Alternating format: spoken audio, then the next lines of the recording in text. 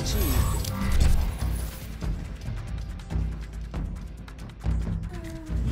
Welcome back to Kamikaze Overdrive MMA Predictions. As always, I am your host, Scott Johnson, and on this episode of the show, we're breaking down the upcoming UFC 183 pay-per-view, which will take place on January 31st, featuring the returning Anderson Silva taking on the returning Nick Diaz in a middleweight bout. I'll be giving you my 5 main card predictions on this episode of the show. In addition to that, I'll also be giving you one preliminary prediction. It's actually a previously recorded prediction for an undercard matchup between McCall and John Lineker. The fight had been scheduled to take place, I believe, at UFC Fight Night 56, and unfortunately was called off at the last second, so I already have the file, so I thought, well, I might as well just throw it on there. So that'll actually be my first prediction. Now, I'm coming off an incredibly tough UFC on Fox 14 event where I went 4-8. Now, in my defense, there were 7 upsets on the main card, or on the fight in general, and it was a pretty tough set of predictions fights to break down, and it just didn't go my way, which tends to be the way things go. You know, I find, when things go bad, they go really bad. I'm coming out prior to that. I had an 11-1 show at UFC Fight Night 59, which was very solid. I got off to a bit of a rough start with 2, below par events sandwiching that really stellar card in between. Either way, I intend to get things back up and rolling. You can check out my website and see all the fun things, including where you find all the preliminary predictions. The polls are posted for your voting pleasure. You can also see the new schedule I posted at the top. You might also check out Mr. Daniel Baker will be posting predictions for Bellator, starting at Bellator 133 and moving forward. So hopefully plan to diversify my predictions. And again, Daniel Baker's going to be doing that. If you want to predict Bellator fights as well, if you're interested, please contact me. I'd love to add a second exclusive Bellator predictor. Or if you want to do World Series of Fighting predictions and you'd like to join my website, please contact me. Message me through through YouTube or at Kamikaze Overdrive at live.ca. I'm also working on a deal with DraftKings to add another feature to my website, and you'll have to keep an eye out for that in the not too distant future. We've got 5 really great main card fights I'm going to break down to you. Before we get to that, let's get to that first preliminary prediction. Our first prediction's on the preliminary card of UFC 183 and takes place in the UFC flyweight division. It is a massive fight as far as title implications are concerned, as the number 3 ranked Ian Uncle Creepy McCall 13-4-1 battles Hands of Stone John Lineker, who's number 6 ranked in the division with a record of 24 wins and 7 defeats. As I said, most massive fight, as most likely the winner gets the next title shot as long as John Dodson stays on the sidelines. McCall 2 inches taller in this matchup, but Lineker 2-inch reach advantage, so both guys have some physical stats in their favor. This is the second shot for a title opportunity for Lineker. He lost to Ali Bogatinov in his first opportunity. For McCall, he's also looking at a second opportunity to at least compete for the title, as he fought first Demetrius Johnson to a draw and then lost to him in the rematch in the semifinals of the initial tournament to crown the first flyweight champion. For McCall, this is his 3rd straight fight on enemy territory. He fought Eliard Santos in Brazil and defeated him. He then went to Ireland and fought Brad Pickett and defeated him there. So he certainly knows all about being the bad guy, and I think he'll welcome and enjoy that aspect of it. Experience fighting in Brazil also against a Brazilian is massive. That really does help a guy out in preparing for a matchup because they know what to expect. I think that's a big notch in the corner of Ian McCall. Now, this fight could be decided on the feet, but I expect to see something, sometime spent on the mat, at least efforts to put it there. McCall is a very good wrestler. He took Demetrius Johnson down 5 times over the 2 fights, which is very difficult to do. He also scored 3 takedowns against Brad Pickett, which is not an easy feat either. But Lineker's 62% takedown defense. He's hard to take down. He has an excellent sprawl and will punish opponents who look to shoot in on him. But it's not impossible. Ali Bogatinov took him down 6 times in that matchup, and that's something that certainly played a role. If Lineker does get taken down, he works very hard to get up, but I anticipate seeing Ian McCall score some points with completed takedowns, and Lineker does have 3 submission losses overall, and McCall, though not a huge part of his repertoire, does have 3 wins by submission as well. McCall, conversely, 88% takedown defense. Lineker scored a couple of takedowns against Alpo Skilic, who's a very good wrestler, but I think he's going to have a hard time getting McCall on the mat, so a big advantage for the American there. On the feet, Lineker has massive power, probably the best power in the division, 12 wins by knockout. He slings very hard leather, brutal body shots, which can really be a fight changer when they land. He likes to walk opponents down, but he's been working on being more efficient with his striking, but he lands at a high rate nonetheless, 6.05 strikes per minute, so he can blow guys out of the water with that rate. But he also gets hit at a very high rate, 4.36 strikes absorbed. And I think overall, the threat of the takedown, you go back to his fight with Bogatinov, and the overall energy expenditure of having to defend the takedowns really hurt his ability to push the pace on the feet and took away his ability to be aggressive. Ian McCall, 4 wins by knockout, but none since WEC 30, which was back in 2007, so not known for his ability to put guys away. He's very slick with his footwork, though. Excellent head movement. Against Ilyar Santos, he landed 104 shots over 3 rounds, so very capable of outworking guys and putting some big numbers up. Averages 3.72 strikes per minute compared to 3.35 absorbed, but those numbers defensively have been inflated by his 2 bouts with Demetrius Johnson, who's a high-volume striker. In his last 2 matchups, he's outlanded his opponents 148-65, which is pretty darn impressive. Now, he needs to remain technical in this matchup, mixed in his wrestling. He has a tendency to get drawn into sloppy brawls. He did an excellent job against Brad Pickett of not getting drawn into a brawl, and that really aided him in winning that fight. I think McCall's speed and footwork should trump Lineker's power and aggression. It'll make it very difficult for him to find much success with that big strike. I think the wrestling, even with limited success, is going to keep Uncle Creepy, on the upside of things. It'll give him a nice alternative to change things up and keep Lineker on his back foot. And my prediction is Ian McCall to defeat John Lineker by decision. Our first main card prediction comes to us in the UFC's welterweight division. Is the number 13th ranked Jordan Young Gun Mian, 29-9-0, battles the Pitbull Thiago Alves, returning with a record of 25 wins and 9 losses. Now, Alves is a longtime veteran. He's a former title challenger. This is his 2nd fight back after a pretty lengthy 2-year layoff, but he actually comes into this matchup on a fairly significant layoff, having not fought in the last 9 months. For Mian, this is a massive fight for him, considering he's looking to advance his career. He's coming off a huge knockout victory over a very well-respected veteran in Mike Pyle. Mian, interesting enough, he's 6 years younger than Alves, but he has 9 more fights than Thiago, but both guys are exceptionally experienced. Alves, 18 fights overall in the UFC. Jordan Mian, just 4 fights in the UFC, but he also fought 3 times in Strikeforce, and look at the talent he fought outside of the major promotions, fighting Rory McDonald, Josh Berkman, Jason High, Zaromskis, Riggs, Mike Ricci, a number of very talented guys all outside of the big mainstream promotions. Interesting to note that before his battle with Thiago Perpetua, Jordan Mian trained at ATT, which is where Thiago Alves usually trains out of, so I wonder if there's a little crossover there. I don't know, but it's certainly worth at least acknowledging.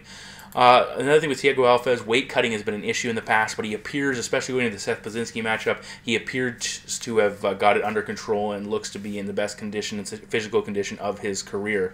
Now, both guys have strikingly similar striking stats. Jordan Mian averages 4 strikes landed per minute. Thiago Alves about 3.5. Both limit their opponents to right around the 2.8 mark. Accuracy-wise, they're in the mid-40% range. Both solid defensively, with Mian defending 72% of his opponent's strikes, Alves 65%. Power numbers, Mian, 16 of his 29 wins have come by knockout, 2 in the UFC and 1 in Strikeforce. For Alves, 11 of his 20 victories have come in by knockout, and a very impressive 7 in the UFC, with a number of very big names falling at his hands. Alves has been knocked out once in his career. It came via upkick against John Fitch. For Jordan Mian, he's been stopped twice, against Matt Brown, his lone UFC loss, and also once back early in his career in 2007. Now, comparing their opponents and fighters on the feet, Alves is the more classically trained Muay Thai fighter, but Mian is incredibly sound as far as technical skill is concerned. Alves likes to keep his hands up. He chambers his punches exceptionally well. He's a power striker, no doubt about that, but he doesn't load up on his strikes. He will go to the body, and he cuts off the cage very well, which makes his striking arsenal that much more effective. He has a brutal power right leg kick, which can be fight changing. He'll also go high and go to the body and throws a nice switch kick to mix things up, makes his opponent guard against one spot, and then boom, opens up a head kick when they thought he was going low. Mian, excellent distance management when he's striking. That's one of his most effective weapons. He slides just out of the range of his opponents, and he will have a 3-inch height advantage and a 5-inch reach advantage in this matchup. But keep in mind, Thiago Alves did exceptionally well against Seth Pazinski, who's very tall for the welterweight division. Even though Seth doesn't use his reach as well as he should, Alves did a good job getting inside there. Jordan Mian on the feet, very composed, fights with a controlled aggression, controlled pressure, not wild. He will go to the body. Excellent combinations. He uses feints and fakes to set them up.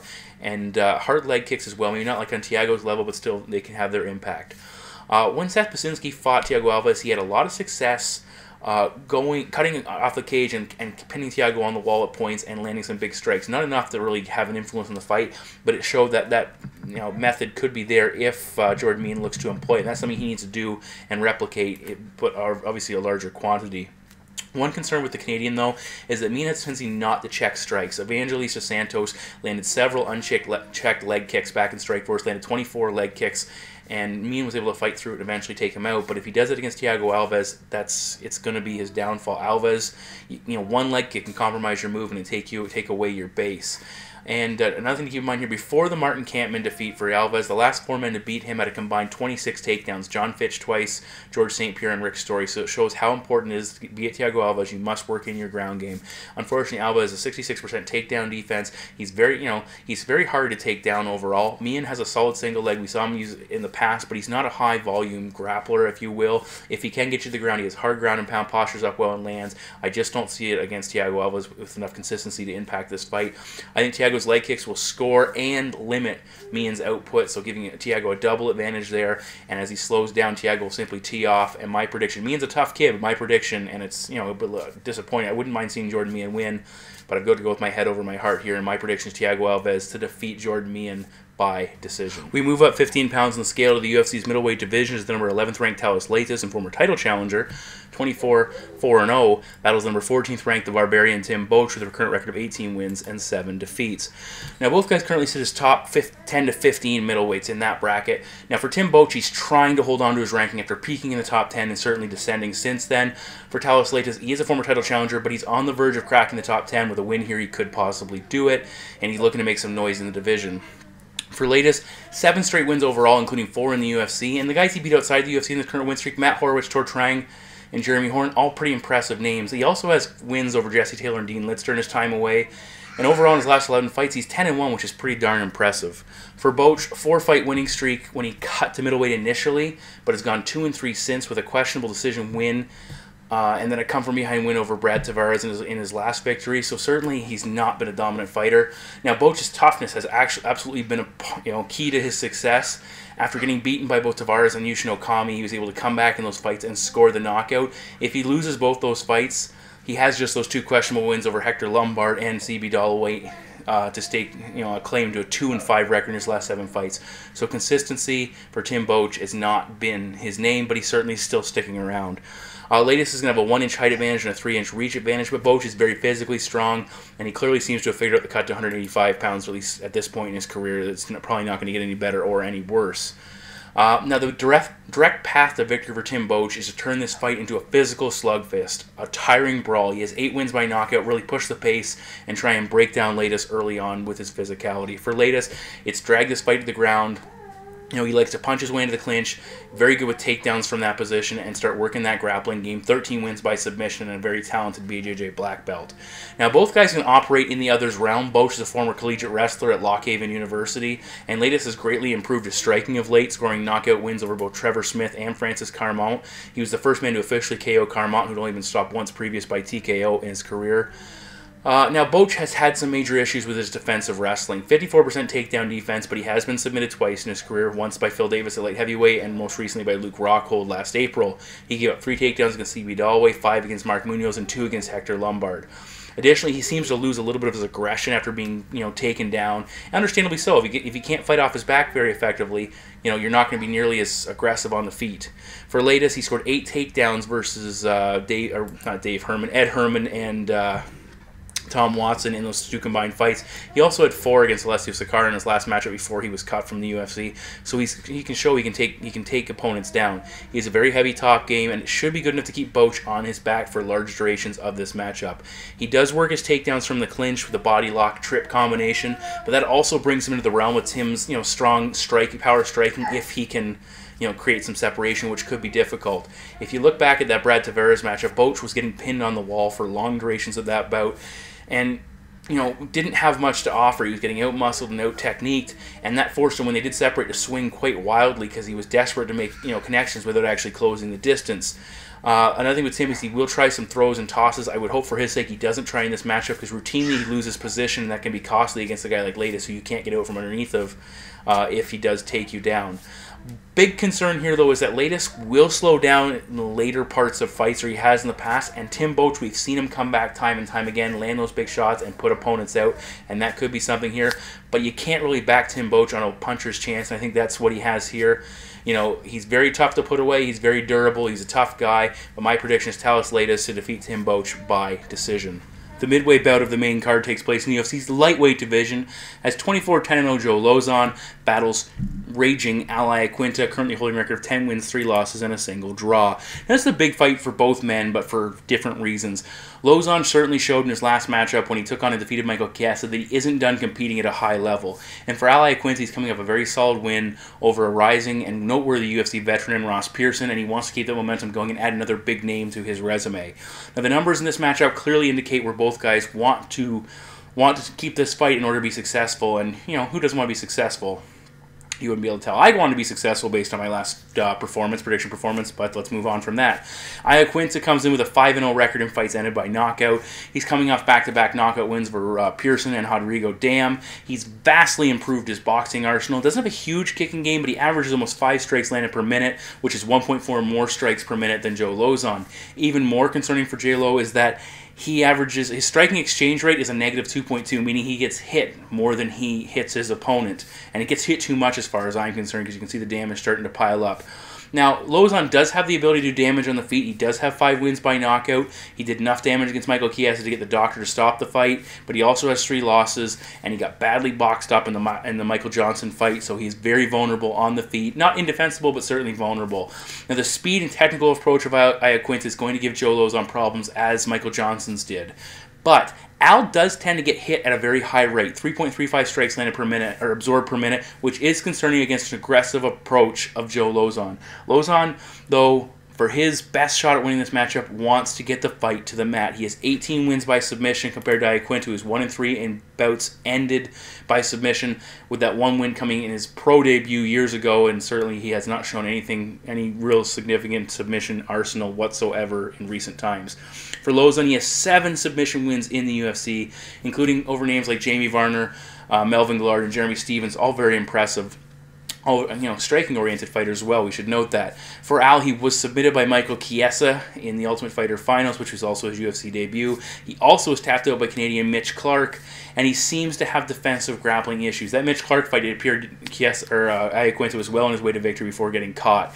He does have pretty good, counter wrestling, 84% takedown defense, but he was taken down 3 times by Piotr Hallman, once in a fight prior to that, I can't remember exactly. He was taken down as well. He will score some takedowns, but he needs to be very careful if he does get in top position. For Lauzon, 2.7 takedowns, a 43% completion rate, which is commendable for a guy with not a huge wrestling background. He averages 3.1 subs per fight, so he's very aggressive with the submission game. He has excellent transitions, and if he does get taken on his back, he has a very aggressive guard, looking for both submissions and sweeps. Really likes that Kimura to try and, get guys off their base and start attacking. He was able to take Chiesa's back and mount him at different points in that fight, and Chiesa's a very capable grappler. That's well documented. Another thing with Lauzon, he's a very opportunistic submission fighter. Wide variety of holds. He was able to snatch up a submission versus Melvin Guillard after a quick knockdown, and if Iaquinta gives him an opening, he's going to jump on it. For Iaquinta, he will need to be very wary of being taken down or getting his back taken in a clinch, and Lauzon's very effective at that, and I think this could impact his aggression on the feet, knowing he can't make a mistake or create an opening. For Lauzon, he needs to brawl the boxer in this point. Keep him backing up. Don't let Iaquinta set up his attacks. Really limit his ability to be the technician in this matchup. Iaquinta likes to stand a little bit flat-footed to maximize his power when he's striking. I think that's going to give Lauzon plenty of opportunities to tie up and look for takedowns. Lauzon is a veteran fighter. He knows what he has to do. He's been in the spotlight before. I believe this is Iaquinta's first pay-per-view main card, which is big. And Iaquinta's porous sub-defense and tendency to hit a lot will cost him here against a brawling submission fighter like Joe Lauzon. I think Lauzon will get in a position to finish. It doesn't take him more than one usually. When he does, I think I can see him possibly tying up and rotating to the back, and my prediction is Joe Lauzon to pull the upset and defeat Iaquinta by submission. In the co-main event, we're in the UFC's welterweight division as the number 3 ranked Tyron Woodley, also known as the Chosen One, with a record of 14 wins and 3 losses, takes on the number 7th ranked Ultimate Fighter winner, Kelvin Gastelum, undefeated with a record of 11-0. And now, as I've said, as most fights are, this is a big fight for both these guys because they're looking for a title shot, and the winner takes a massive step in that direction. For Kelvin Gastelum, he has faced a steady increase in talent and continues to show improvement every time and match that talent increase, most recently defeating Jake Ellenberger. For Woodley, he's gone up and down in talent with mixed results, losing to Rory McDonald and Jake Shields and going back to his Strikeforce days against Nate Marquardt, picking up wins for Dong Young Kim, that questionable win over Carlos Condit. I guess due to injury. He looked good anyway when that fight started. He also beat Jordan Meehan back in Strikeforce, so he has a tendency to go up and down as far as beating some guys, losing to other guys. Can't seem to find a real consistent, streak to him against high-level opposition. Another loss in this type of matchup for Woodley could really raise questions about him choking under pressure. We saw how badly he fought in that Rory matchup. There's already questions circulating around Tyron Woodley regarding turning down fights, as he turned down fights with Joe Rogan and Matt Brown, saying they really weren't his style of fight. And that's, when you're looking to get a title shot, I think you should be taking on anybody the UFC puts in front of you that's ranked in the top 5, top 10. Now, Gastelum, he hasn't been perfect so far in his UFC run. He lost the first round against Nico Masoki, didn't make weight in that matchup, and had a very back-and-forth bout with Rick Story before winning the split decision. Now, both guys have diverse win totals, but let's not let us that shouldn't fool us. Looking at Gastelum first, though, he's shown a better variety of late, submitting both Jake Ellenberger and Brian Melanson a couple of fights ago, and he has, obviously, a good striking arsenal. For Woodley, he has 5 wins by submission, but they all came early in his career. Since that early stage of his career, it's all been decisions or knockouts when he does pick up a victory. Now, for Woodley, looking at the rounds and how well he does, he's 8-0 in fights that end in rounds 1 or 2. But he is 4-3 when the fight goes to the 3rd round or beyond, which is really concerning. And he's lost his last 3 matchups that went to a decision. And two of his 4 Strikeforce decisions were splits and very close. So it tells us there's an inverse connection between Woodley's ability to win fights and their length. And cardio all the time has seemed to be an issue with him, as is his ability to deal with pressure, and they kind of go hand in hand. As you get tired, as you get worn out, you struggle to deal with that pressure, and we saw that in the Rory McDonald matchup. For Gastelum, he carries an exceptionally high pace, much higher output striking style than Tyron Woodley. In fact, Woodley has a negative striking exchange rate of 0.15, not big, but still, when you're fighting at this level, you cannot allow your opponents to hit you more than you hit them, even with Woodley's power. For Kelvin Gastelum, he outlands Woodley by almost a strike landed per minute, and he limits his opponent's offense just slightly better than Woodley, so he certainly is the better striker based on the stats. Woodley has the advantage in one-punch power, but Kelvin still packs a punch, and his ability to put it on opponents with his pace and volume is just as significant. Now, for Woodley, he could look to incorporate some wrestling into this matchup. We saw Nico Masoki had success taking Kelvin down in their first fight, but Masoki faded and Kelvin took over. Woodley has used takedown-heavy games in the past to smother his opponents. We saw that back in Strikeforce. He used 3 takedowns against Carlos Condit, but that's all he's really put up in 6 UFC fights. He's been more of a striker, or kept on his feet at least, in his UFC career. But unfortunately, when he used this type of approach in Strikeforce, his cardio suffered tremendously.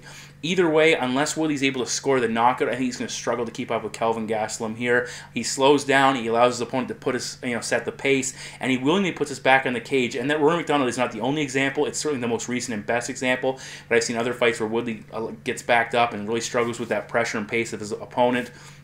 I think we'll see something here. Kelvin Gastelum cannot be reckless, and that's something we need to talk about right away. He needs to respect Woodley's power, but push him early, take over the fight as it progresses and Woodley slows down. I think Gastelum either hurts him on the feet or takes advantage of him tiring out, and my prediction is Kelvin Gastelum to defeat Tyron Woodley. I'll take Gastelum by submission. We move now to the main event of the evening in the UFC's middleweight division in a matchup, not exactly everyone was anticipating happening before it was announced, but it certainly got people excited, as the former UFC middleweight champion, pound-for-pound greatest of all time, or at least right up there, #1 ranked Anderson the Spider Silva, 33-6-0, battles former Strikeforce welterweight champion, now competing at middleweight, Nick Diaz, with a current record of 27 wins, 9 losses, and 1 draw. Now, this is the return of both men, and Dana has said the winner could get it, or could, maybe will. You can never take Dana seriously when he says these things, but a title shot could be on the line. I think that applies more to Anderson than Nick Diaz. It would certainly be a travesty if guys like Luke Rockhold or Jacare Souza or even Yoel Romero got overlooked for Nick Diaz, even with a win over Anderson Silva. For the Spider, 13-month layoff. He's returning from that terrible leg injury. The psychological impact we can't predict, but it certainly could be an impact. Can he kick with that leg? Can he take a kick with that leg? What's going to happen? Will it diminish his movement? All things that we're not going to get a look at until he steps in the cage. So far, video footage has indicated he seems to be back up to where he was before, but in the gym versus in the cage, 2 different stories. He's also coming off the first 2-fight losing streak of his career, which is certainly noteworthy. How do you rebound from that? another thing with Anderson, he won and held on to that middleweight title for a long time. So where is his motivation coming from now to return? His family's asked him to stop fighting. Is it just the almighty dollar? Does he really want to get a shot at that title? We'll have to see. For Nick Diaz, he's coming off a 22-month layoff after dropping his title fight against GSP, and it was a self-imposed hiatus. He decided, I don't want to fight anymore, and a lot of people thought he would never come back. Obviously, the money must have lured him out of retirement. He's moving up to middleweight to take on that big fight for big dollars. Again, where's his focus? Where's his motivation? Is it just money? And that's really never a good thing if that's all you're there is for a paycheck. Height and reach-wise, Nick's not that undersized despite moving up. 2-inch height disadvantage, 1-inch reach disadvantage, both of them favoring Anderson Silva. Overall for Nick, his biggest struggle, and actually for both guys we've seen at times, their biggest struggles have been with wrestlers, and that's something I don't think you're going to see Nick or Anderson shooting a double leg and taking their opponent and the other guy down. This fight should be contested on the feet. Both guys have significant knockout numbers. Anderson Silva, 20 wins by knockout. Nick Diaz, 13 wins by knockout. For Nick, his style is death by accumulation. He averages 5.63 strikes landed per minute. He keeps attacking and pushing. His cardio allows him to continually attack and put it on opponents who simply fade and crumple under the pressure. He doesn't have that one-punch power, but Frank Shamrock said it best. He talked about how he might not land a big one-punch shot, but there's still significant impact behind the shots he does throw, and there's so many of them, it's very difficult to deal with. Now, Nick relies primarily on his boxing, doesn't throw a lot of kicks. He cuts off the cage very effectively, likes to pin his opponent on the wall and just attack and cut him off and really give them not a chance to breathe. For Anderson Silva, he doesn't have brutal one-punch knockout power where he puts guys out, but he still can do a lot of damage with one strike. And the thing with Anderson, too, he uses all his weapons, his hands, his elbows, his knees, his legs, very effectively. 3.11 strikes landed per minute. Well, he limits his opponents to 1.47, so he does a much better job than Nick does of limiting his opponents, although he doesn't land at as high a rate as Diaz. For Anderson, his leg kicks are absolutely brutal, but that goes back to that question. Is his injured leg going to inhibit his ability to throw them, or throw a couple of them and then have to back off? Will it be a big difference maker? But I think if they can throw them and can land them, they will be a big difference maker in this matchup. Additionally, Anderson's hand speed and head movement are huge. He needs to avoid clowning around here, because another question after the Weidman knockout, is his chin gone? Is his chin cracked? We saw Dan Henderson, what happens to a veteran guy who's got a great chin if he does get hit one too many times. Is Anderson to the point where he's going to start getting hit and start dropping over? And this is the type of fight that if that's the case and Nick can put it on him, Nick can certainly win the matchup based simply on that. Now, Nick thrives when his opponent is hittable. We saw him struggle and get frustrated against Carlos Condit because Condit used a lot of movement in and out. And the mental game is huge as well for both guys. For Nick, he's not intimidated. He will engage, he won't back off, and he'll just keep coming forward. For Anderson Silva, he likes to intimidate opponents with his persona, put his own back on the cage, and bite them in to hit him. He loves that. I don't think Nick will buy into that. We'll see a lot of Nick raising his hands. We'll see a lot of Anderson waving him in. It's going to be ridiculous as far as from a fan's perspective. I'm looking forward to that. One thing, though, as also keep in mind, Nick's had issues in the past with bleeding and scar tissue. And, could we see that revisited here if Anderson starts to land big strikes? Additionally, if Diaz can push the pace on Anderson, who's getting older, his cardio is already a bit of a question mark, if Diaz can push the pace early, he could tire him out and take over in the later stages of that matchup. But Nick's willingness to take a shot to land one is going to cost him here. He gets hit at a rate of 3.5 strikes per minute, and that's too much if you're against facing Anderson Silva. Anderson is more diverse with his striking repertoire. His strikes are more impactful, and I think we're going to see him do a lot of head movement and footwork to get out of the way, use a more diverse repertoire, more impactful strikes.